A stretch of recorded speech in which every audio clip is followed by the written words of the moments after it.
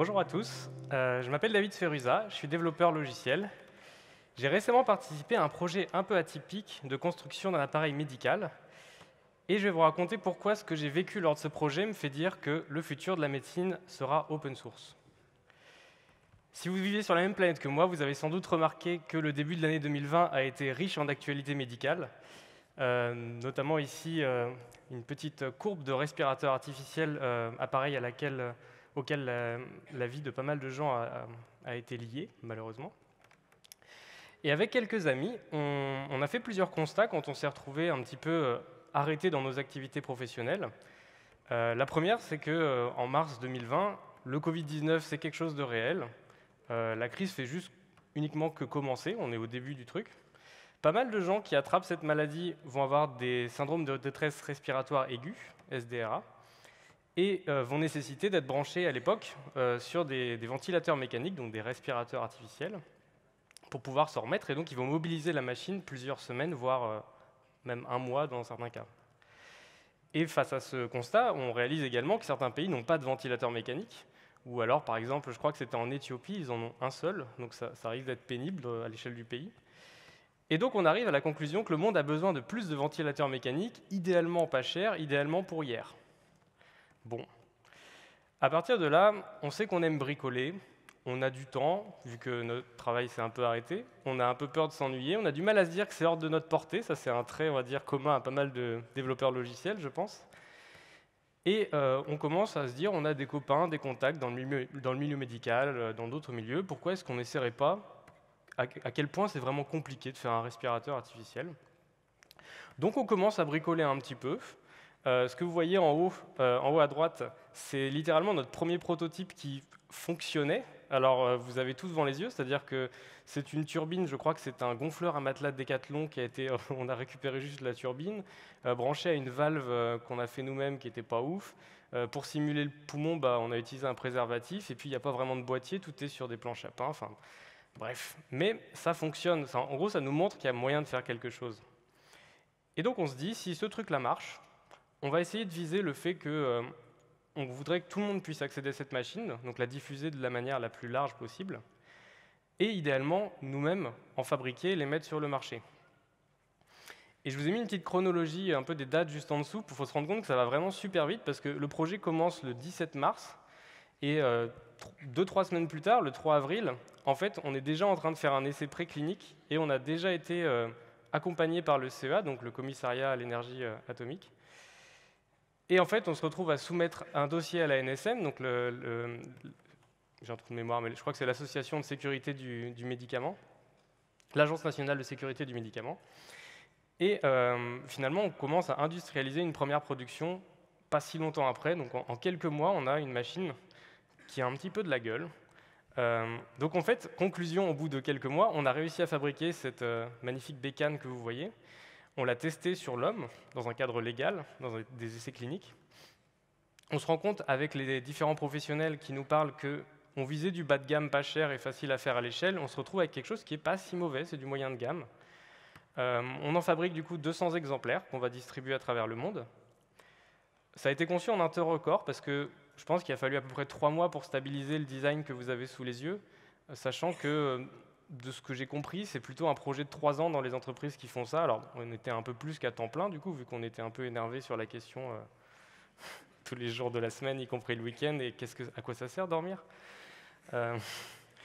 On se retrouve du coup aussi à faire attention aux composants qu'on utilise à l'intérieur de la machine, puisqu'il ne s'agit pas d'utiliser les mêmes composants que les autres machines. Sinon, à la fin, vous voulez en produire un maximum, elles ont toutes besoin des mêmes vis, ça ne va pas aller plus vite. Donc on fait attention à ce niveau-là. Et bien sûr, on met tout en open source, à la fois le hardware, à la fois le software.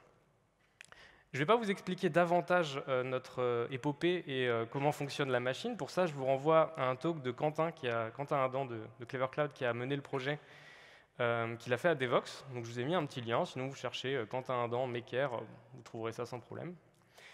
Moi, ce qui m'intéresse, c'est de discuter un petit peu de qu'est-ce qu'on a entrevu, nous, développeurs logiciels, du monde du matériel médical suite à cette aventure.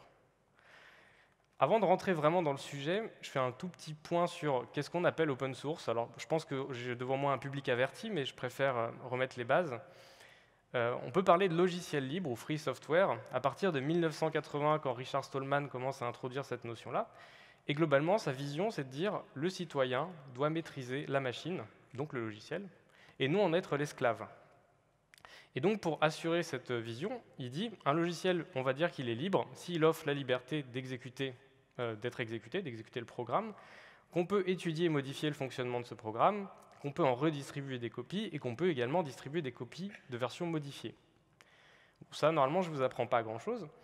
Je vais parler d'open source, de logiciels libres. Là, le but n'est pas forcément de faire des guerres de chapelle, de est-ce que je suis précis dans mon appellation. Je vais faire des abus de langage, mais globalement, en pratique, c'est souvent la même chose. C'est juste le point de vue idéologique qui va changer, ou quand on parle de logiciel libre, on veut mettre l'accent sur la finalité philosophique, politique, comme je vous l'expliquais juste avant. Et quand on parle d'open source, généralement, on focalise un peu plus sur la méthode de développement et de diffusion, donc sur l'ingénierie à proprement parler. Et le dernier point, c'est que ça ne concerne pas que le logiciel, même si c'est né grâce au logiciel. Ça peut s'appliquer à toutes sortes d'œuvres de l'esprit. Donc là, je vous ai mis l'exemple un peu classique des cartes Arduino, dont les plans sont en licence Creative Commons, qui est une licence libre. Ça peut marcher pour des spécifications, des plans, de la documentation, des logos, des images. Tout ce qui est une œuvre de l'esprit peut être open source. Et donc, dans notre cas, ça va être les plans à la fois électroniques, mécaniques, ainsi que le logiciel, bien sûr, et différents éléments de documentation et de documentation d'assemblage. Une fois qu'on a vu ça, ok, c'est la notion un petit peu philosophique. C'est pas uniquement le seul truc à voir. Il y a également des contraintes qui se rajoutent et qu'est-ce que c'est finalement fabriquer ensemble un truc open source. J'ai un peu classifié différents niveaux cumulatifs d'ouverture qu'on a pu remarquer chez entre guillemets nos concurrents à l'époque, quand on faisait ce respirateur. C'est qu'il y a plusieurs manières de dire je m'investis dans l'ouverture de mon projet, mais en pratique, ça change presque tout. C'est-à-dire que le niveau 1, on va dire j'ai publié le code et les plans une fois de temps en temps. Il y a pas mal de gens qui ont fait des effets d'annonce sur des appareils comme ça, où ils ont juste claqué un zip quelque part sur Internet, il n'y a pas de doc, il n'y a rien, c'est fait une fois, il y a peut-être une release qui tombera un autre jour, on ne sait pas. On peut également se dire qu'on va plus loin et qu'on va aller travailler carrément en publiant toutes les versions de travail au fil de l'eau. Là, c'est typiquement le repo GitHub ouvert où toutes les pull requests qui sont en cours de réalisation sont visibles par tout le monde en fait. On peut également se dire qu'on va publier de la documentation. Ce n'est pas à proprement parler le projet, mais c'est important. On a besoin de savoir comment marchent les choses, à quoi elles servent pas.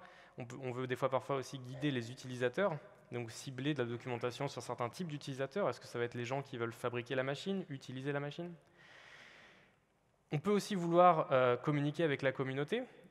Donc là, c'est vraiment de la transparence, entre guillemets, annoncer qu'est-ce qu'on va faire bientôt, comment on mène le projet. On peut construire avec la communauté, notamment favoriser les contributions et essayer de s'appuyer sur la communauté pour que le projet avance. Et on peut gouverner avec la communauté. Là, c'est un petit peu le niveau ultime, c'est que finalement, comme pas mal d'exemples dans le logiciel, je sais pas, la fondation Rust par exemple, il n'y a pas une seule personne qui va diriger tout le truc, il y a une sorte d'harmonisation des contributions de tout le monde dans le but d'avancer. Pour faire ça, pareil, je pense que je ne vous apprends pas grand-chose, mais on se repose massivement sur du versionning, ou du versionnage en français, qui va nous permettre d'historiser tous les changements, donc que ce soit sur le logiciel ou sur toutes les autres œuvres de l'esprit qu'on publie. Ça va nous permettre de la collaboration, ça va nous permettre de faire des embranchements, donc de tester des choses qu'on ne va peut-être pas garder ou qu'on va garder. Et surtout, l'historique en lui-même fait partie du projet, ça raconte des choses, c'est parfois important. On s'appuie du coup massivement sur des forges logicielles, donc des choses qui vont se mettre par-dessus Git, qui vont nous proposer des interfaces web, du ticketing, de la gestion de projet, le moyen de gérer, de fusionner les contributions, éventuellement de l'intégration continue pour pouvoir vérifier des choses, assurer de la stabilité. Normalement, là, je vais assez vite parce que je ne vous apprends pas grand-chose, je pense, sur cette partie-là. Même si on n'était pas public, de toute manière, ces outils sont toujours une bonne idée parce que ça va réduire la distance entre le métier et la technique et raccourcir les itérations, ce qui est souvent le nerf de la guerre. On va pouvoir plus facilement aller tester des choses si on a assuré un minimum de qualité grâce à de l'intégration continue, par exemple. Nous, ce qu'on a vu et ce qui nous a intéressé dans le fait de mettre tout ça open source, c'est que la transparence à laquelle on se retrouvait complètement exposé, puisque tout ce qu'on faisait était disponible en ligne à tout moment, nous a obligés à une certaine rigueur et exemplarité. Donc là, il n'est pas question de faire quelque chose qui pourrait être une bidouille ou une magouille qui va blesser d'une manière ou d'une autre l'utilisateur, puisque à la fin, on a tous signé nos trucs avec nos noms et c'est public. Donc obligé d'être rigoureux et exemplaire finalement. Dans la mesure du possible, je rappelle qu'on ne dormait pas beaucoup. On va produire un bien commun, puisque n'importe qui dépendrait de cette machine peut ensuite récupérer les plans et se sent moins prisonnier du fait que quelqu'un détiendrait les plans et ne voudrait pas les lui donner. Donc finalement, ça crée de la bienveillance autour du projet, puisque contribuer là-dedans, c'est pas contribuer au fait que quelque part un actionnaire s'enrichira un peu plus avec votre travail. Vous allez améliorer un bien commun. Et l'autre élément qui est assez important, c'est que la vision étant publique, donc la vision du projet, j'entends, chaque contributeur a beaucoup plus de chances de pouvoir incarner et partager cette vision, puisque tout est dans l'ouverture. En gros, si je viens contribuer à ce projet, c'est parce que j'en ai compris la vision et parce qu'elle me plaît et que je suis d'accord pour la faire avancer, et pas parce que j'ai décidé que ça me faisait marrer. Enfin, en gros, bien sûr, on peut faire ça, mais il y a plus de chances que je ne me considère pas comme un simple rouage dans un océan de complexité corporate, parce qu'au final, je sais pourquoi je suis là. Ça, c'est ce que l'open source peut faire pour tous les projets. Dans notre cas, ce qu'on a vu, alors il n'y a pas que des avantages, mais c'est que du coup, ça nous a donné une image de bricoleur au début. Donc quand vous arrivez dans le monde du matériel médical et qu'il est marqué « maker » quelque part sur le truc, ça passe pas hyper bien. Donc on s'est un peu fait voir comme des bricoleurs au début, jusqu'à ce qu'on réussisse à montrer un peu les muscles sur le fait qu'on avait réussi à faire quelque chose. Ça a fait énormément de contributions extérieures, c'est-à-dire qu'on était, je pense, une trentaine dans la core team, pas que à l'ingénierie, à différents niveaux. Et en fait, au Garo, on a mesuré, je crois, 350 contributeurs, dont, par exemple, sur le logiciel, moi j'en ai géré pas mal, qui sont venus une fois, ils ont fait une contribution, ils sont repartis. Et il y en a d'autres qui sont restés beaucoup plus. Mais en fait, à chaque fois qu'il y avait de la visibilité à l'extérieur, ça augmentait les contributions, ce qui augmentait la visibilité à l'extérieur. Et donc forcément, il y a un effet un peu boule de neige comme ça. Et ça nous a permis une énorme efficacité, puisqu'on n'était pas tout le temps tous dans la même pièce. On s'est retrouvés du coup à bosser sur un projet de matériel, alors que des fois on n'avait pas le matériel. Donc on a fait du Arduino, en quelque sorte. C'était beaucoup plus facile à gérer vu que tout était ouvert. Petit exemple que j'aime bien, c'est que donc là vous avez une photo de la petite équipe, une grosse partie de la core team telle qu'on était au CEA de Grenoble. La personne qui est au bout de la flèche s'appelle Gabriel. Gabriel, personne ne le connaissait. Alors le reste, on se connaissait tous un petit peu vaguement. C'était un pote de pote ou des choses comme ça. Gabriel, personne ne le connaissait. C'est juste un moment où il s'ennuyait. Il est allé sur Internet et puis il s'est dit tiens, ce projet a l'air rigolo. Il nous a trouvé, je sais pas trop comment. Je crois qu'il a cherché avec des mots-clés un peu pétés. Et il s'est dit leur capteur de pression, par contre, il est vraiment nul. Enfin, genre, faut pas faire ça. Parce que lui, en fait, il venait de faire une étude de 3 mois sur trouver le bon capteur de pression pour un cas qui n'était pas exactement celui-là. Mais en gros, il avait en tête qu'est-ce qu'un capteur de pression et qu'est-ce qu'il faut regarder là-dedans. Donc, il nous a fait un gentil petit message en nous expliquant qu'en fait, il n'était pas ouf, notre capteur de pression, et qu'il faudrait en mettre un autre. Et ça s'est terminé par quelqu'un l'a appelé, genre, tu fais quoi demain? Et il s'est retrouvé dans l'équipe, quoi, en gros. Mais en fait, ce genre de choses ne serait jamais arrivé. Parce que pour le coup, Gabriel a été vraiment moteur, et c'est quelqu'un de vraiment brillant. On n'aurait jamais pu recruter quelqu'un, même dans un projet comme ça, un peu open source, etc., juste en se disant, ce mec a l'air cool sur LinkedIn, on va l'appeler. Il y avait beaucoup moins de chance. Là, il y a un côté, de par notre ouverture, on a fait nos preuves de bienveillance du projet vis-à-vis de cette personne, et du coup, il s'est investi à fond. Donc bref, petite anecdote que j'aime bien. Maintenant, revenons un peu sur le sujet. Ok, on a parlé un peu d'open source, on a parlé un peu du projet. Moi, mon point là, c'est de vous dire, la médecine a besoin de l'open source. Alors pourquoi? En temps de crise, bien sûr, c'est hyper cool d'avoir de l'open source parce que c'est très efficace. Vu qu'on ne perd pas de temps à faire de la rétention d'informations, qu'elle est toujours publique, forcément, on gagne en performance, en efficacité dans tous les process humains qu'on peut traverser. Ça nous permet de diffuser ça de manière très large. Par exemple, là, petite actu par rapport au moment où j'avais écrit cette slide, on a des gens en Iran qui se sont amusés, je ne sais pas trop, mais en tout cas qui ont repris notre projet et qui ne sont pas partis d'une page blanche, qui ont construit par-dessus, qui l'ont adapté pour que chez eux, ils puissent le construire. C'est à ça que ça servait, c'est pour ça qu'on l'a fait open source, c'est pour que des gens puissent s'en saisir en fait. Et la diffusion étant complètement libre, forcément, ça marche mieux. Et du coup, le côté adaptation, c'est exactement ce que je vous dis. Même si on a essayé de prendre des choses les plus simples et génériques, ça ne marche pas pareil de sourcer une batterie ici en France qu'au Rwanda, qu'en Inde, où il n'y a pas le même marché, il n'y a pas les mêmes composants dessus, etc. On pense que la médecine doit être un bien commun. Finalement, ça touche à la dignité humaine d'être en bonne santé. Des fois, vous vous retrouvez dans une situation pas cool qui fait que votre vie va dépendre d'un ou plusieurs équipements.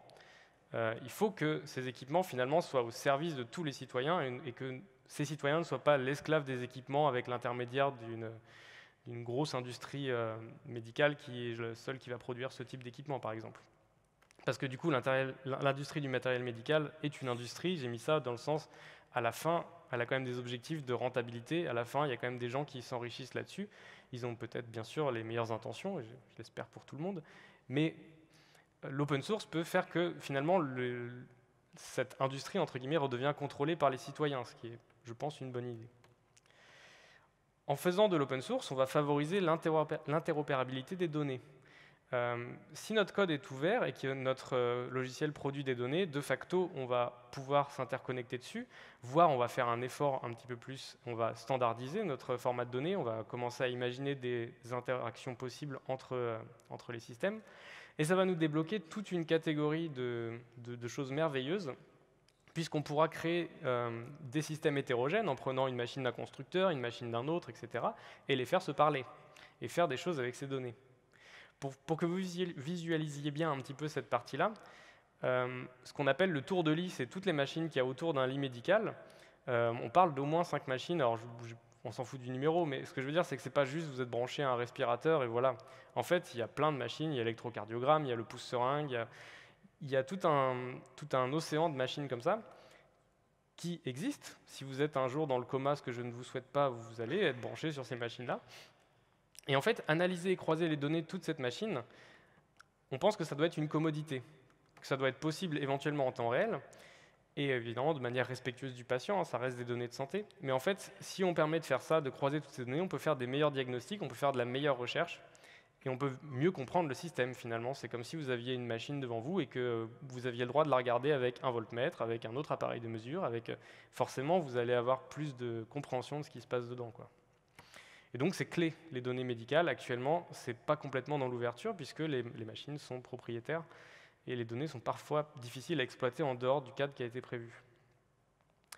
On pense que le matériel médical doit devenir software first. Alors j'ai mis un peu une image de Tesla parce que c'est un peu ce côté-là. Le but, c'est de mettre un maximum de complexité dans le logiciel parce que ça va nous permettre de faire des itérations plus courtes. Shipper une nouvelle carte électronique, ce n'est pas le même sport que patcher le soft. Parce que vous allez devoir parler à un industriel qui va vous produire une série de 200, puis il va vous la livrer, puis là vous allez rendre compte qu'il y a un problème, donc il faudra recommencer le... Et en fait, à chaque fois, on perd des semaines. Si on peut mettre un maximum de complexité dans le logiciel, ce que, a priori, de ce qu'on a vu, ne font pas trop les gens de ce marché-là, on peut aller très vite. Il ne faut pas juste que le logiciel soit un citoyen de seconde classe, il faut vraiment que ça ait été pensé au centre du produit. Comme je vous disais, ça permet l'interopérabilité des données et ça va surtout permettre à des tiers de développer d'autres logiciels qui vont pouvoir parler à nos machines. Tout ça est quand même plutôt cool, je trouve. Et en fait, on est un peu dans la même situation que l'informatique dans les années 70-80, où en fait, le hardware et le software étaient très intriqués.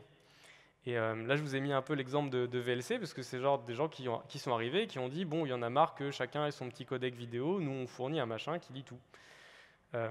Et il y a un peu cette idée qu'un outsider doit pouvoir un peu mettre les pieds là-dedans et doit pouvoir finalement exploiter ces données, parler avec ces logiciels, améliorer la situation, parce qu'à la fin, qui gagne, c'est les patients et c'est le personnel médical. Malheureusement, la technique, ce n'est pas le frein principal. Toute la partie régulation et nous oblige un peu à un cycle en V, c'est-à-dire qu'on ne peut pas juste patcher le truc toutes les semaines, parce qu'évidemment, il faut que ça repasse par le coup de tampon des gens qui ont vérifié, on ne peut pas faire n'importe quoi, c'est normal. Le modèle économique est un problème également parce que du fait de cette régulation, il faut parfois 7 ans entre le moment où vous dites je vais créer cet appareil médical et le moment où vous pouvez vraiment le vendre et faire du chiffre d'affaires. Donc il faut avoir un peu de réserve, donc c'est compliqué. Et il y a clairement une culture du secret dans toute la posture entrepreneuriale qu'il y a dans ces boîtes, du fait que si en fait dans les 7 ans, il y a un concurrent qui s'est monté plus vite, vous n'avez plus de business et vous avez cramé 7 ans de pognon pour rien, quoi. Donc ça, c'est clairement des défis qu'il va falloir, d'une manière ou d'une autre, relever. Nous, de notre côté, où est-ce qu'on en est? Maker a donné des résultats. En fait, les essais cliniques ont permis de montrer que la machine fonctionne. On en a fait 200, un peu plus. On les a distribués, qui ont servi dans des pays qui en avaient vraiment besoin, qui n'en avaient pas, dans des pays qui voulaient faire des études dessus, et puis en France aussi. On a même fait des TIPE en prépa, dans quelques classes prépa françaises. On a fait un sujet de bac aussi, bon bref, ça c'est un peu anecdotique. Mais en tout cas, ça a mis en évidence des potentiels que je viens de vous expliquer. Là, on est un peu en posture de quitter le mode crise et de se tourner vers une pérennisation un petit peu de cette vision-là. Et en fait, un peu comme, là je vous cite la loi de Conway, parce que je trouve qu'elle est assez pertinente dans ce cas-là, on pourrait traduire ça grossièrement par les organisations qui conçoivent des systèmes vont être condamnées à être contraintes par leur structure de communication interne. En gros, nous, on pense qu'il faut changer de structure organisationnelle pour pouvoir faire des vraies révolutions. Et c'est ça qu'on aimerait bien faire en créant une sorte de fondation qui permettrait d'incuber des projets open source de matériel médical, un peu comme finalement la fondation Apache peut fonctionner avec un certain nombre de projets. Donc c'est ça qu'on va essayer de faire. Mon mot de la fin là-dessus, c'est en tant que développeur, n'hésitez pas à finalement vous investir dans ce genre de projet ou dans d'autres, mais à vous questionner sur finalement la moralité de ce que vous faites, parce qu'il y a vraiment des belles choses à faire, je pense, dans les prochaines années. On va avoir plein de défis et on a besoin de gens intelligents pour les résoudre. Donc merci de votre attention.